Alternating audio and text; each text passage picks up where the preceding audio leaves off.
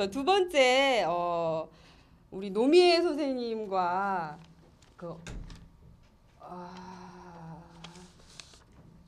자, 한일 문화 톡톡에 제 맞으십니다. 예, 노미애 선생님하고 박진번님, 네네, 함께 하실 것 같은데요. 자, 한국과 일본 문화 전반에 대한 비교를 좀 통해서 우리 그 약간 한일 하면 좀 껄끄러운 부분들 이런 거 있을 텐데 이런 부분을 어떻게 좀 유하게 한번 풀어보고 조금 더 친해지는 계기가 될 수 있을까 생각해 보면서 나와 주시겠어요? 빨리 오세요.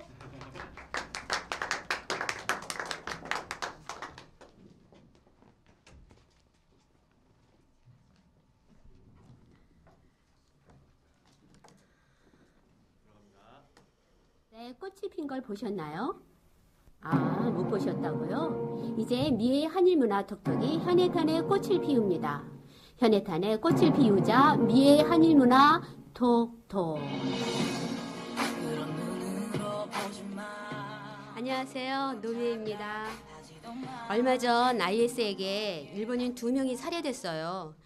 일본 전체가 경악하고 큰 슬픔에 빠졌지요.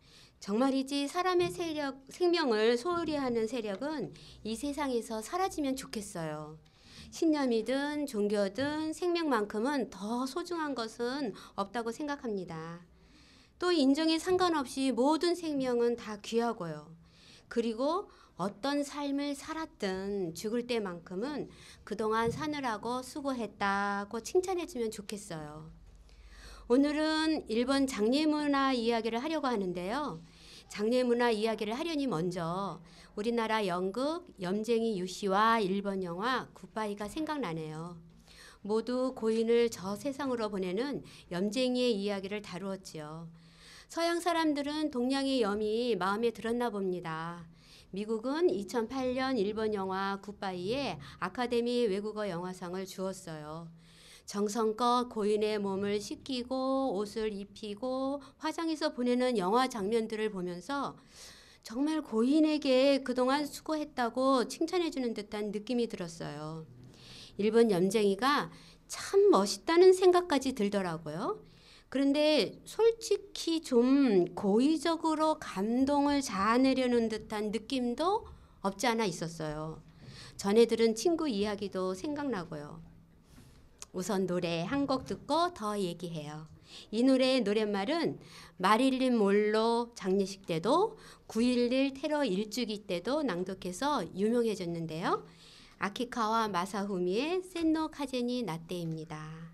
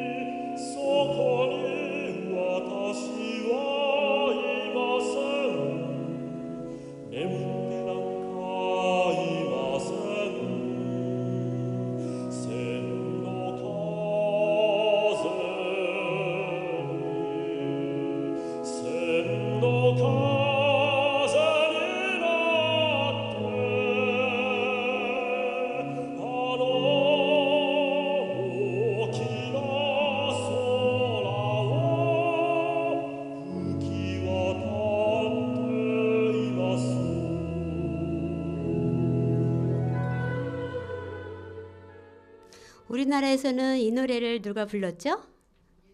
네, 맞아요. 이명주 씨의 천개의 바람이 되어입니다. 원래 일본 노래였어요. 예전에 일본에서 잠깐 사는 동안 일본인과 결혼한 분의 딸과 저의 큰애가 친구여서 엄마들끼리 종종 만나 이야기를 나누었어요. 그분이 결혼한 지 얼마 안 돼. 그러니까 새댁 때죠. 시할머니가 병원에서 돌아가셨대요. 근데 시할머니 시체를 집으로 모시고 오더래네요. 병원에서 돌아가셨는데 왜 굳이 집으로 모시는지 이해가 안 가더래요. 우리나라에서는 병원에서 돌아가시면 그냥 그대로 병원에서 장례를 치르잖아요. 결국 집에서 염하는 걸 새댁이 꼼짝없이 다 지켜보았답니다. 염한 뒤 친척들이 와서 하룻밤을 지새우고 화장을 했대요. 그런데 화장이 끝나고 나온 뼈들 중 잘생긴 것을 젓가락으로 몇 개 고르더래요. 그리고 납골함에 담아 절에 보관하는 걸 보고 정말 황당스러웠대요. 놀라서 어언이 벙벙해 있는데 남은 뼈 중에서 또 몇 개를 골라 작은 항아리에 담더래요. 그러고는 집으로 가져와서 제단에 놓았다네요. 시고모도 작은아버지도 그렇게 뼈를 골라 가져가고요. 그 이야기를 듣고 저도 무척 놀라웠어요. 일본은 불교식대로 화장을 해요. 그런데 화장한 뼈들을 나누어 가져간다는 것은 정말 이해하기가 힘들었어요.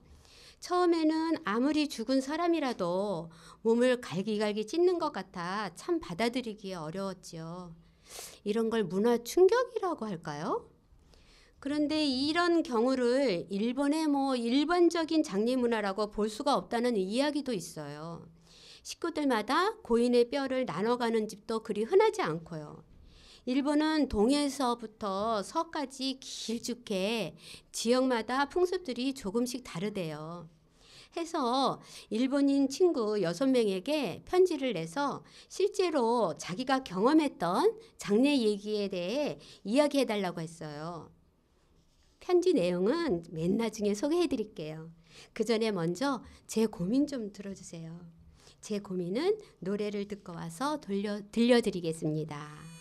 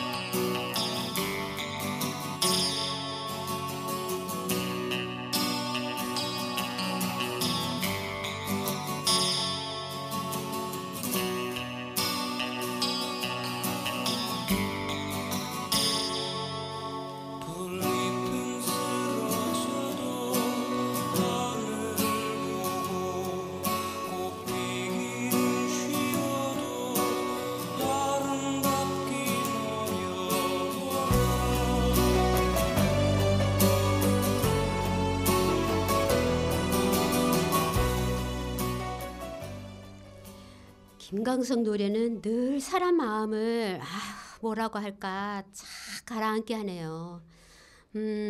착 가라앉은 마음 추스리시고 제 고민 좀 들어주세요. 준비됐나요?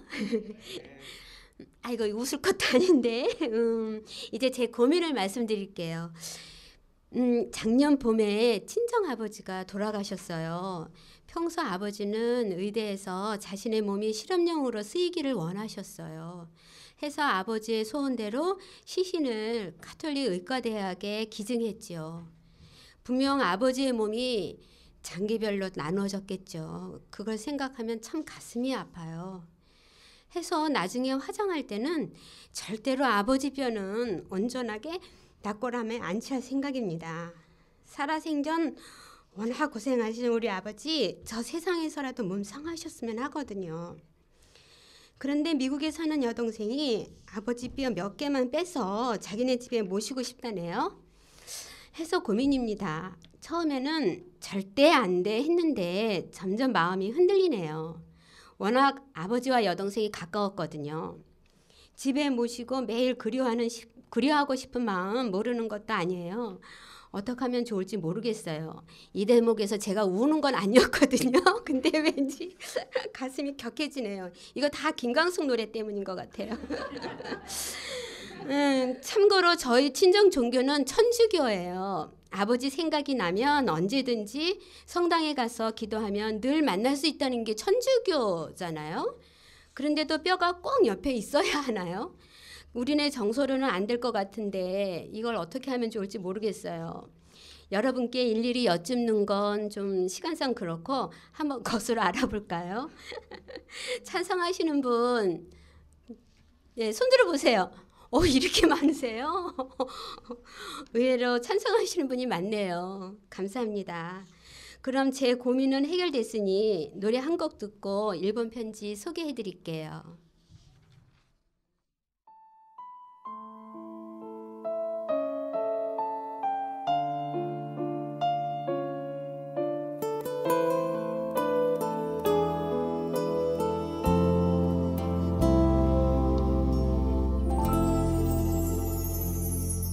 그때는 왜 안 보였을까 그대의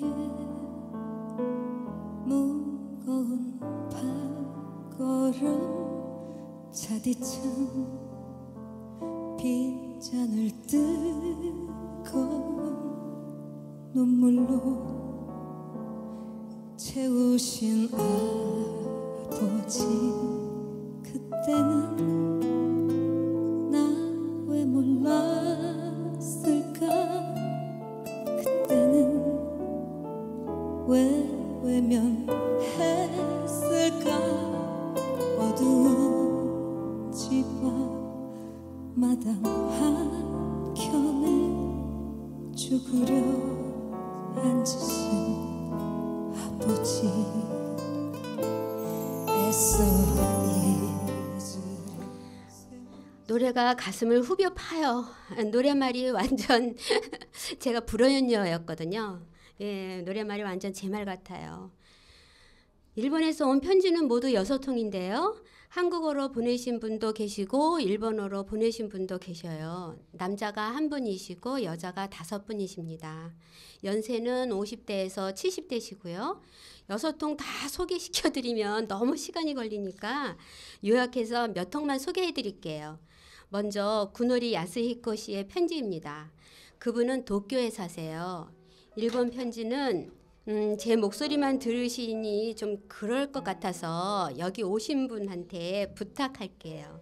먼저 구노리 씨는 남자니까 남자분 박진범 씨께 부탁드릴게요. 일본에서는 병원에서 돌아가셔도 집으로 오십니다. 마지막 가는 길은 자기가 살던 집에서 가족들과 이별하고 싶다는 소원을 들어주려는 것이지요. 집에 장의사 직원들이 와서 영화입니다. 영화 굿바이처럼은 아니지만 고인이 좋아하던 옷을 입히고 얼굴에 화장하는 경우도 있습니다. 하룻밤 집에서 모신 후 다음날 장례식장으로 옮깁니다. 그곳에서 저녁에 2시간 정도 쓰야를 합니다. 쓰야 때 먼저 스님이 독경을 한 뒤 조문객들이 분향합니다. 다음 날에는 고별식을 하고 화장을 합니다. 화장 때 나온 뼈들을 친척들이 2줄로 서서 2사람씩 뼈를 젓가락으로 집어 납골함에 넣습니다. 납골함 맨 위에 머리뼈를 올려놓고 뚜껑을 닫습니다. 그러고 나서 첫 제사를 지내고 참가자들이 모여 식사를 합니다. 식사를 끝으로 장례식은 끝납니다. 네, 박진범 씨 감사합니다. 여기서 찌야라는 말이 나오는데 찌야라는 것은 우리나라 뜻으로 밤을 샌다는 뜻이에요. 그래서 저는 그게 계속 밤을 새는 건 줄 알았더니 이번 편지를 통해서 저녁에 딱 2시간 우리가 이렇게 빈소 찾아가서 조문하듯이 그걸 하는 걸 찌야라고 하네요. 그리고 다음은 바로 얼마 전 1월 달에 친언니 장례식을 치른 간다 씨의 편지예요. 간다 씨의 언니는 도쿄에서 좀 먼 나가노에 사시는데 지방이라 그런지 마을 사람들이 많이 도와주셨다고 하네요. 간다 씨 편지는 제 친구 박옥경 씨께 부탁할게요. 1월 13일 첫째 날 언니가 아침에 병원에서 돌아가셨습니다. 병원 직원이 병실에서 염을 하고 예쁘게 화장해 주었습니다. 언니를 집으로 모시고 오자 마을 사람들이 집에 서 입던 차림으로 그대로 와 간단히 조문했습니다. 조문객에게 식사와 차를 대접하는 일은 이웃 아주머니들이 맡아 해주셨습니다. 밤에 친척들은 가고 언니의 자식들만 남았습니다. 1월 14일 둘째 날 입관식을 했습니다. 하루 종일 조문객이 왔고 첫째 날과 마찬가지로 언니의 아이들이 고인 옆을 지켰습니다. 1월 15일 셋째 날 발인한 뒤 고인을 장례식장으로 옮겼습니다. 발인할 때 마을 사람들이 와 주었고 마을 남자들이 관을 차까지 옮겨 주었습니다. 저녁 5시부터 7시까지 장례식장에서 쓰야를 했습니다. 그날 밤에는 아무도 빈소를 지키지 않았습니다. 1월 16일 넷째 날 장례식장에서 가족만 참석한 가운데 마지막 발인을 했고 화장장에 가서 화장을 했습니다. 고별식을 한 후 첫 제사를 지내고 마을 사람들과 성대하게 회식을 했습니다. 언니 유골은 49일 되는 날까지 언니 집에 모시고 있다가 49일에 가족 납골당에 안치할 예정입니다. 네, 고맙습니다. 좀 뭔가 우리나라하고 다르다는 생각 안 드세요? 우리는 돌아가시면 한 곳에 계속 계시는데 여기는 집으로 장례식장으로 그 이유는 잘 모르겠네요. 그리고 도쿄하고 지방의 차이도 있어요. 분명히 그렇죠? 마을 사람들이 도와주고 장례도 길게 하네요. 여기서 잠시 노래를 듣고 편지 내용 몇 개를 더 소개할게요. 노래는 김창완의 노란 리본입니다.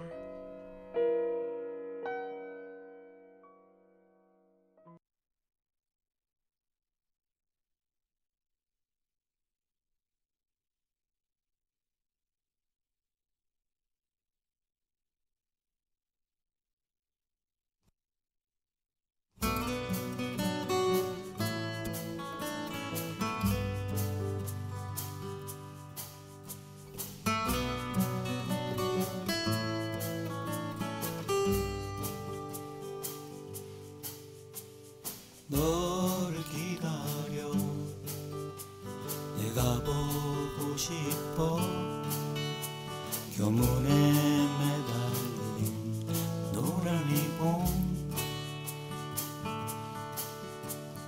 너를 사랑해 목소리 듣고 싶어 가슴에 매달린 노란 리본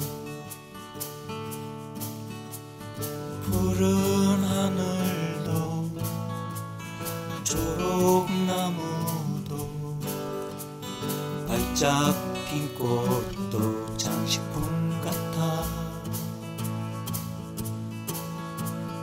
너의 웃음이 너의 체온이 일본인 편지들 중에 꼭 말씀드릴 게 있어서 몇 통 조금 소개해드리려고 그러는데요. 일본에는 병원에 장례식장이 없대요.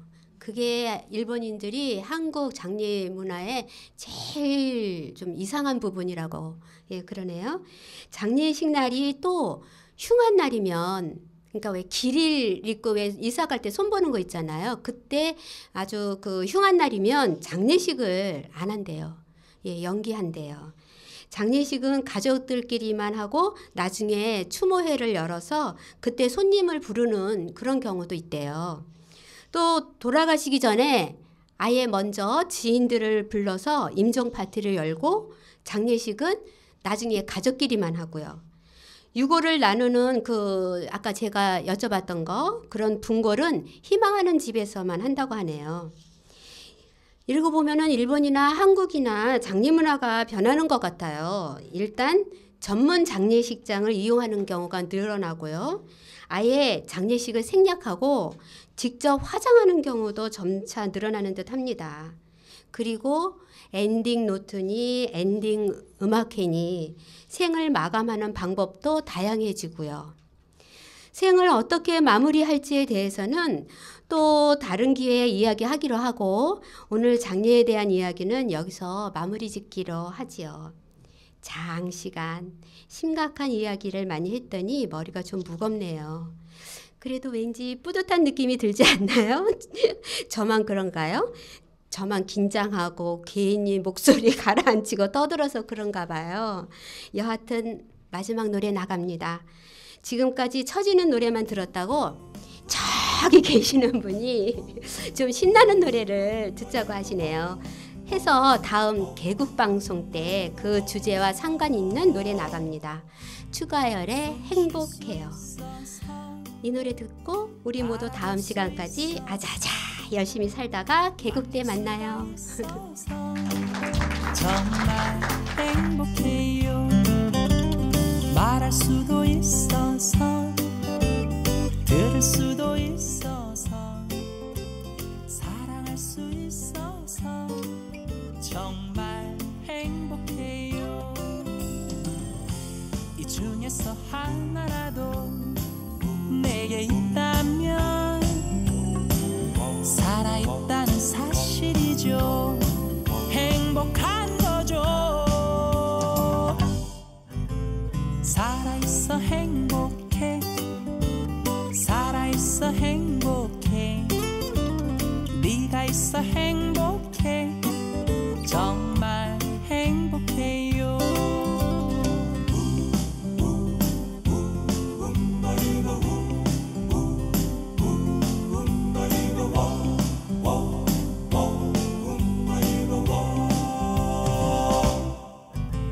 숨 쉴 수 있어서 바라볼 수 있어서 만질 수가 있어서 정말 행복해요. 말할 수도 있어서 들을 수도 있어서 사랑할 수 있어서 정말 행복해요. 죽은 이의 그토록 바라던 소원은 숨 쉬는 오늘이 바라던 내일이죠. 살아있어 행복해. 살아있어 행복해. 네가 있어 행복해. 정말 행복해요. 살아있어 행복해. 살아있어 행복해. 네가 있어 행복해. 정말